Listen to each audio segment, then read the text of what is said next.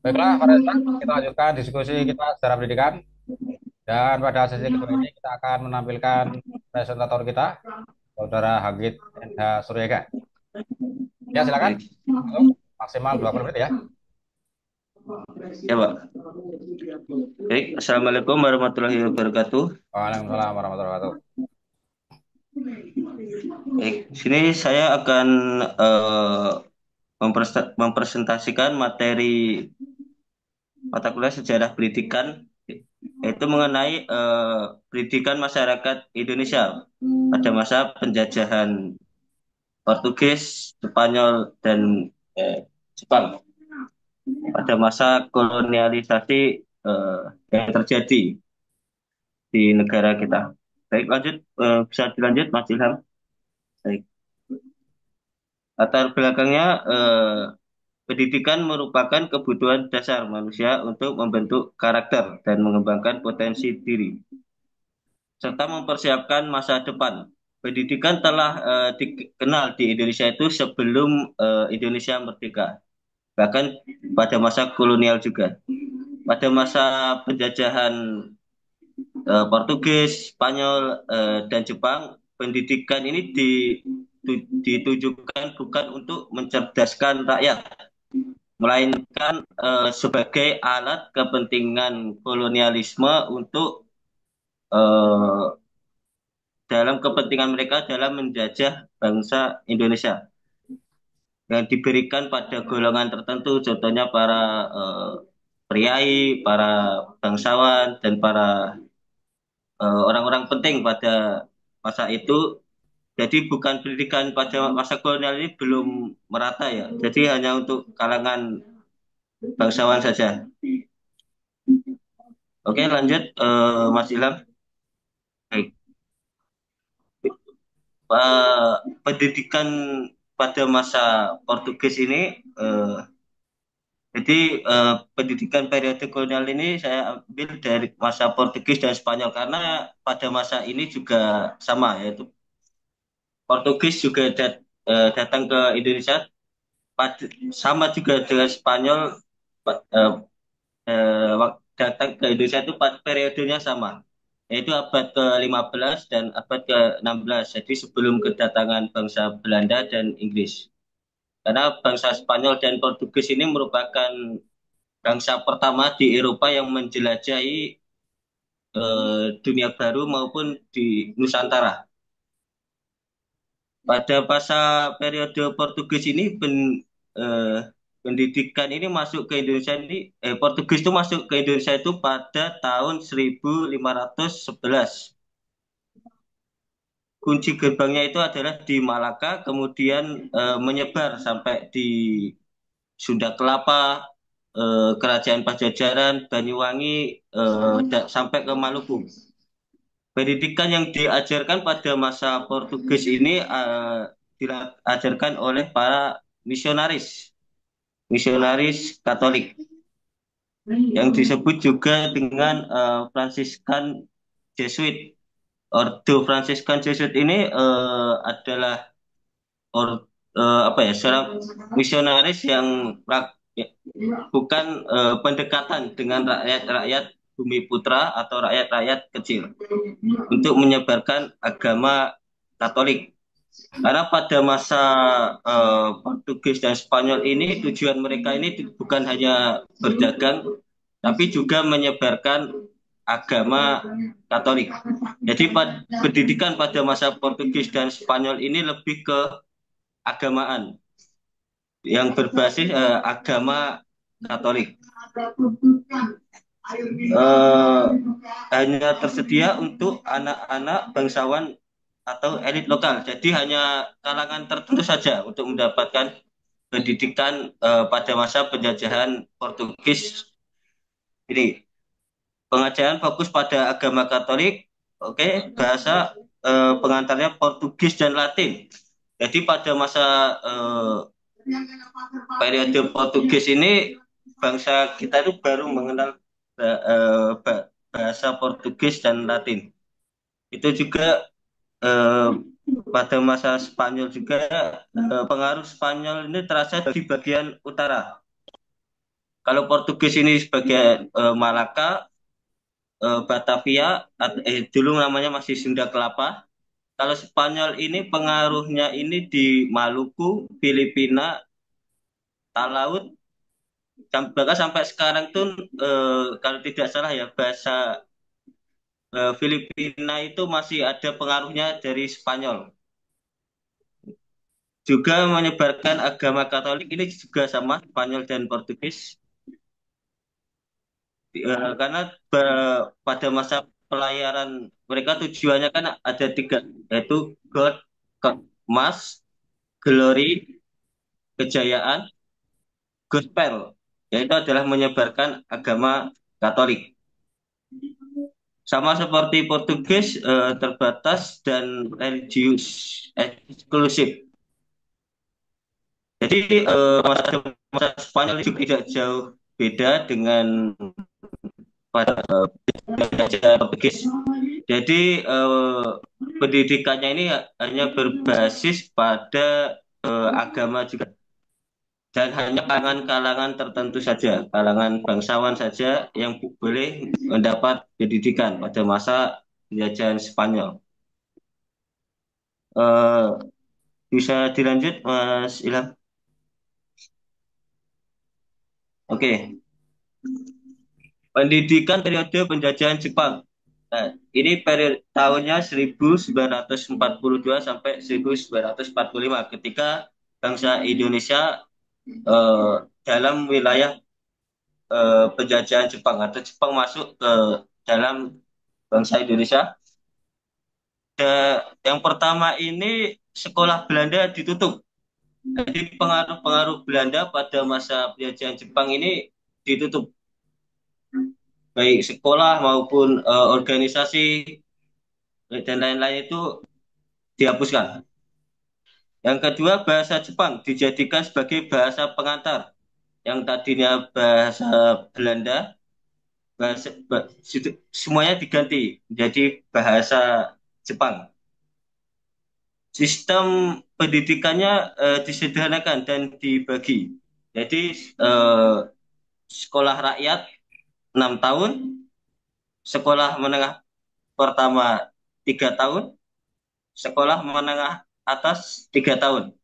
Dan ini menjadi landasan pendidikan kita sampai saat ini yaitu sekolah wajib 12 tahun. Jadi diambil pada masa periode penjajahan Jepang. Peningkatan peningkatan kuantitas tapi kualitasnya rendah. Nah, jadi pada masa pendidikan Jepang ini kan pendidikannya lebih ke semi militer kan untuk kepentingan Jepang, terutama sumber daya manusia mereka untuk memenangkan perang di Asia Timur Raya. Jadi tidak heran peningkatan kuantitasnya eh, bagus karena merata semua kalangan bisa mengikuti pendidikan pada masa Jepang ini, tidak hanya bangsawan dan para elit saja yang dilakukan oleh Belanda. Tadi Jepang ini seluruhnya rakyat Indonesia bisa, tapi kualitasnya juga ala kadarnya juga pada masa penjajahan Jepang ini. Eh, bisa dilanjut, Mas Ilham? Baik. Dampak positif dan negatif dari tiga kolonialisme ini, Portugis, Spanyol, dan Jepang. Dan semuanya itu ada dampak dan positifnya. Eh, maaf, Mas Ilham bisa dilanjut. Ini slide berikutnya tapi salah naruh, Pak. Maaf, Pak. Nah, ciri-ciri dulu, ya. Baik. Ciri-ciri pendidikan Jepang, Portugis, Spanyol, dan Jepang. Yang pertama itu pendidikan Portugis dikelola oleh gereja. Ada dari awal tujuan bangsa Portugis ini menjelajahi Nusantara, salah satunya adalah menyebarkan agama Katolik. Itu ciri-cirinya yang pertama yaitu dikelola oleh gereja, jadi tidak jauh dengan keagamaan. Yang kedua, bahasa pengantarnya bahasa Portugis dan Latin. Yang ketiga, materi pembelajaran fokus pada agama. Yang keempat, hanya anak para bangsawan dan para elit saja yang dapat melaksanakan pendidikan pada masa Portugis. Yang kedua, ciri-ciri pendidikan pada masa kolonialisme Spanyol yaitu juga sama dengan bangsa Portugis tadi, berbasis keagamaan, tidak terbuka untuk semua kalangan, dilaksanakan oleh gereja. Pendidikan formal masih sangat terbatas dan tidak berkelanjutan karena ya bangsa Spanyol juga menjajah di Indonesia kan tidak terlalu lama karena digantikan oleh bangsa Belanda. Sedangkan ciri-ciri pada pendidikan Jepang ini materinya ini tentang kepentingan Jepang untuk meraih kemenangan di Perang Asia Timur. Jadi materi-materinya itu ya heran pada pendidikan masa Jepang ini ya mungkin strategi perang, eh, apa itu, em, merakit senjata dan lain-lain itu diajarkan pada masa penjajahan Jepang. Seperti ada juga foto siswa SD pada masa Jepang itu sudah berbaris-berbaris dan megang senjata itu. Itu salah satunya. Itu adalah bukti salah satu pada masa pendidikan Jepang itu eh, untuk kepentingan Jepang pada masa perang karena itu eh, Jepang ini menjajah Indonesia kan pada masa Perang Dunia Kedua. Nah, ini latihan fisik dan militer menjadi bagian dari kurikulum. Lagu kebangsaan Jepang dikumandangkan di sekolah, itu lagu Kimigayo. Jadi siswa ini diajarkan hormat pada Kaisar Jepang sebelum memulai sekolah atau pendidikan itu. Berarti waktu guru datang itu siswa ini disuruh hormat sekerai atau hormat bukan badan kepada Kaisar Jepang. Mungkin upacara bendera juga eh, dimulai juga mungkin pada penjajahan Jepang ini. Mungkin kita pendidikan kita mengadopsi kalau tidak salah gitu. Mas Nam bisa sampai lagi ke dampak positif dan negatifnya dari. Oke, baik. Dampak positif dan negatif pada masa pendidikan pada masa tiga negara kolonial ini. Yang pertama Portugis. Tentu juga ada dampak dan positifnya pada masa Portugis ini. Yang pertama itu memperkenalkan bahasa tulis pada sebagian rakyat.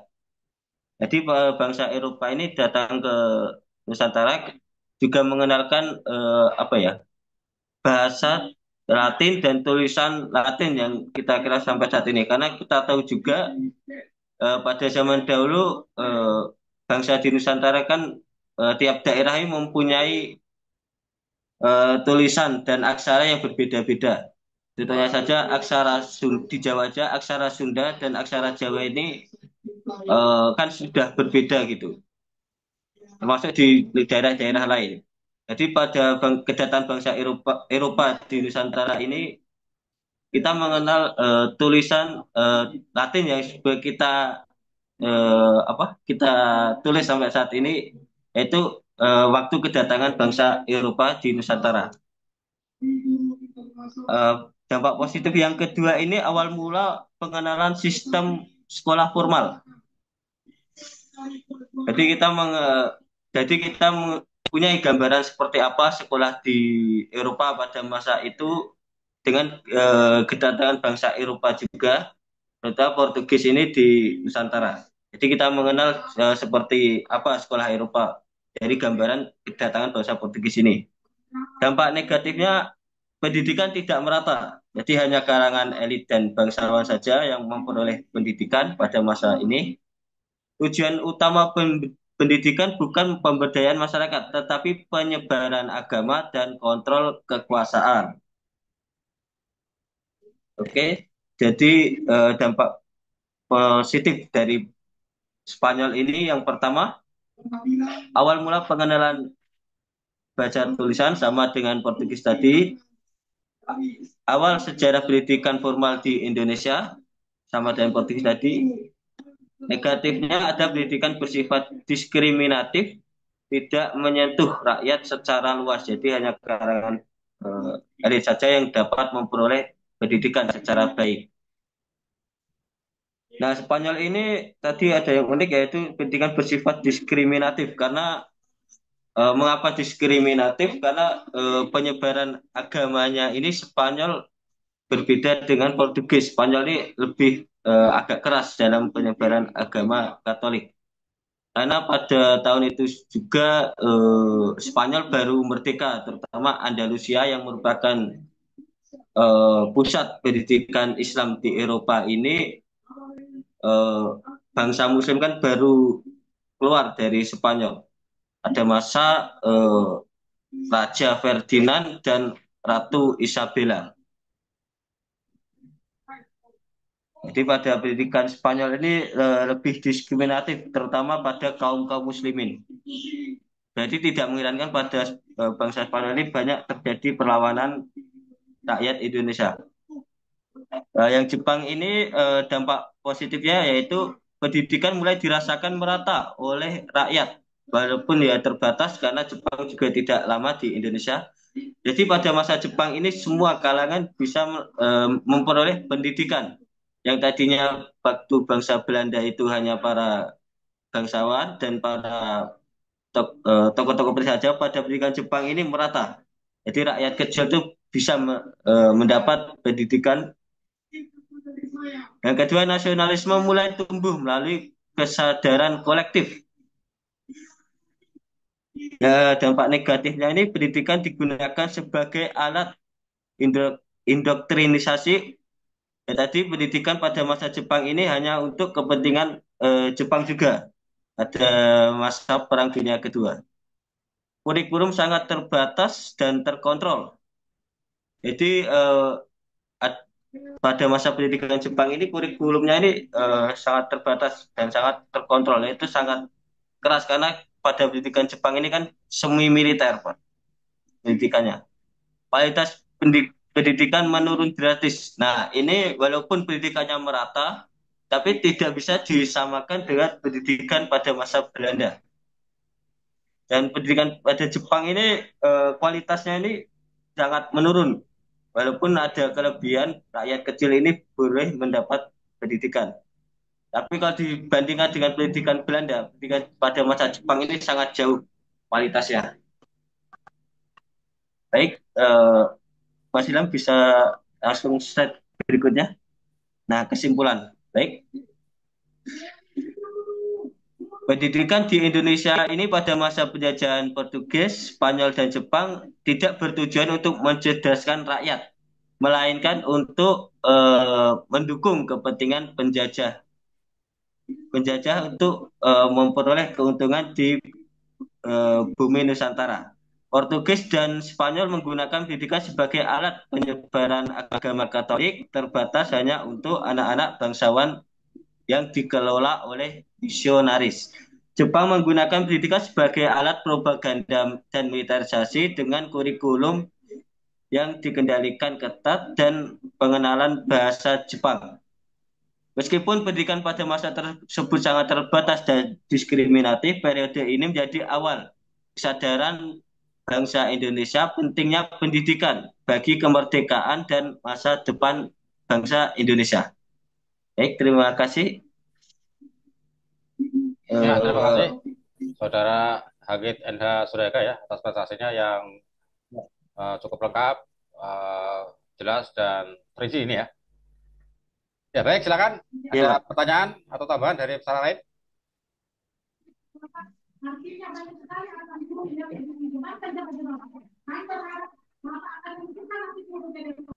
Ya, baik, sedikit review atau tambahan dari saya ya, sambil menunggu yang lain. Ya, pendidikan pada masa pengaruh kedatangan bahasa Barat ya, terutama Portugis dan Spanyol itu memang tidak lepas dari misi mereka ya, tiga misi mereka ya. Tadi sudah dijelaskan oleh NH ya, Hagit ya, God, Gospel dan Glory ya.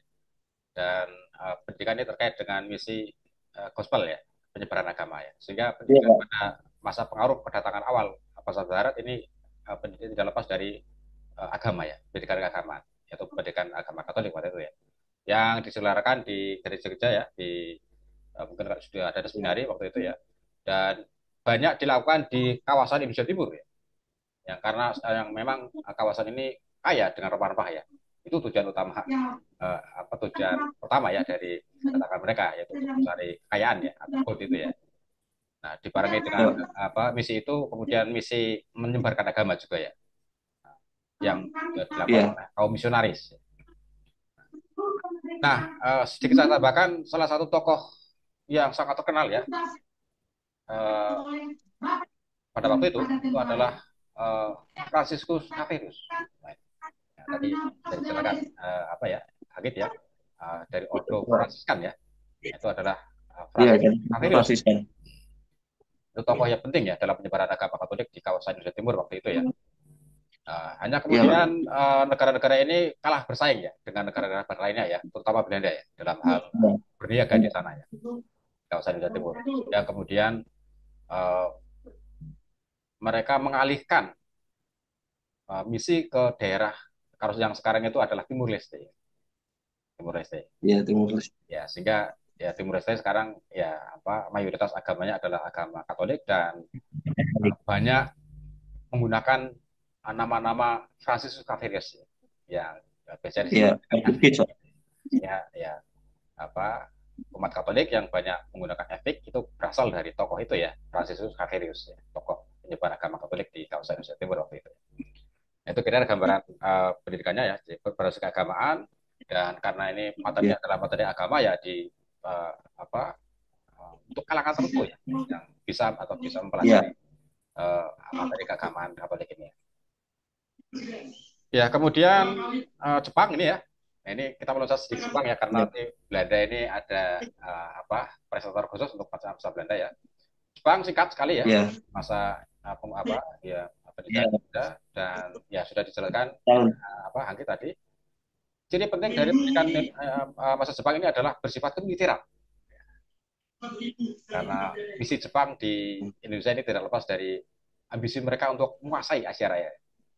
Sehingga pendidikan Iya, juga dijadikan sebagai mobilitas untuk mendukung ambisi mereka. Ya. Pendidikan yang pada masa Belanda itu bersifat diskriminatif ya untuk kalangan tertentu oleh Belanda itu oleh Jepang itu dirubah. Tidak ada pendidikan untuk kalangan khusus ya. Semua berhak mendapat pendidikan. Tapi ya itu dalam rangka untuk mobilisasi kuasa apa kekuatan ya untuk mendukung ambisi Jepang. Nah, sehingga pendidikan bersifat militeristik ya. Nah, ini saya kira juga bagian penting dari sejarah Indonesia ya, mana di dunia pendidikan kita mengenal ya tradisi militer gitu. Ya tadi iya, dijelaskan Pak. Anggit ya, tradisi baris berbaris. Itulah yang pada masa Jepang. Sampai hari ini ya masih kita apa Bendera, Pak. termasuk kebar bendera ya, berbaris-baris, sholat bendera ya. Zaman Jepang dulu upacara bendera, ya, hormat ke Kaisar. Nah, ya, betul ya. Ya, bahkan tidak hanya siswa ya, wartawan pun diajari baris-baris ya waktu itu ya. Ya Iya, itu ya salah satu tadi ya apa nilai positifnya adalah melatih kedisiplinan ya dalam hal baris berbaris itu. Atau PBB ya sekarang ya. Ya kemudian ya itu gambarnya itu ya intinya bahwa pada masa Jepang ini pendidikan jadi alat ya instrumen untuk mobilisasi iya, kekuatan untuk misi Jepang ambisi Jepang itu ya. Bersifat militeristik tetap ya uh, apa kalau ada yang melanggar itu bisa dinaik denda ya diberi hukuman ya ya dan itu iya, apa mendapat perlawanan dari rakyat Indonesia waktu itu ya termasuk perlawanan dari misalnya tokoh Ki Haji Hasyim Asyari ya waktu itu ya bukan menentang ya, Ya, oke. menolak ya, menghormat bendera Jepang, terus Menolak ya sekira. Kaisar Jepang dan seterusnya ya, sehingga sampai Kiai Haji Hasyim Asy'ari ditahan oleh Jepang ya dan dipenjarakan. Ya itulah salah satu yang juga membuat kemudian pendidikan pada masa ini yang bersifat ambisi untuk memenuhi ambisi Jepang itu membangkitkan ya nasionalisme bangsa Indonesia Nasionalisme. untuk mengetahui. Nah, Timur Barat pada masa Britpang dilarang, Pak. Ya termasuk itu ya. Nah, Sangat anti. ya gitu kira-kira sedikit tambahan saja. Silakan yang lain menambahkan juga mungkin atau pertanyaan.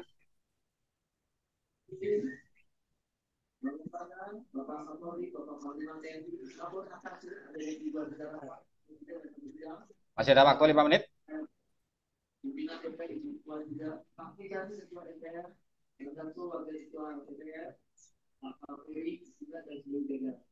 Pada hari ini Mayday. Mayday is not holiday. Mayday is Cukup. struggling of Mungkin ya ada yang bertanya kan? Mayday adalah tentang Mungkin cukup, Pak, dari teman-teman. Ya baiklah kalau cukup. Terima kasih sekali lagi Saudara Hagit NH Suragaya atas prestasi dan diskusinya pada kesempatan kali ini ya. Kita bertemu pada Ya, banyak yang akan datang dengan tema yang berbeda ya. Baik, terima kasih. Assalamualaikum warahmatullahi wabarakatuh. Waalaikumsalam warahmatullahi wabarakatuh. dan 8 jam Assalamualaikum. sangat sederhana. 100.000 dibantai. Selokan darah. Mayday sudah diperingati sebagai peristiwa